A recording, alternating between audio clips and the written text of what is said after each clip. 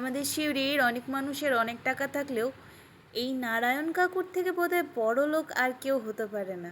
আসলে ইনি হলেন একজন এমন পশুপ্রেমী যিনি হয়তো আর্থিক দিক দিয়ে খুব গরিব, কিন্তু মানসিকতার দিক দিয়ে আমাদের থেকেও অনেক অনেক অনেক বেশি বড় লোক।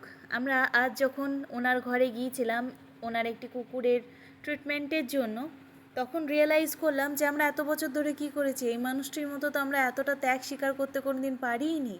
আপনারা শুনলে হয়তো অবাক হবেন, এই মানুষটি রাস্তা থেকে প্লাস্টিকের বোতল কুড়িয়ে বিক্রি করেন এবং যেইটুকু রোজগার হয় তার সবটুকুই রাস্তার কুকুরগুলিকে খাবার খাইয়ে শেষ করে দেন। নিজে হয়তো কোনো দিন 30 টাকার ঘুগনি মুড়ি খান, কোনো দিন সেইটুকুও খান না। পাড়ার বেশ কিছু মানুষের ভয়ে বেশ কিছু রাস্তার কুকুরকে উনি ঘরের ভেতর ভরে রেখেছেন। তা বলে যে উনি এই কুকুরগুলিকে সারাদিন ভরে রাখেন তাও নয়। সারাদিনের একটা টাইমে উনি এই বাচ্চাগুলিকে বাইরে বার করেন, একটু ঘুরিয়ে আবার ওদেরকে ঘরে ঢুকিয়ে দেন, যাতে কেউ ওদের ক্ষতি না করতে পারে। আচ্ছা ভাবুন তো, আমরা যদি সবাই মিলে একটু একটু করে ওনাকে সাহায্য করতে পারি কত ভালো হয়।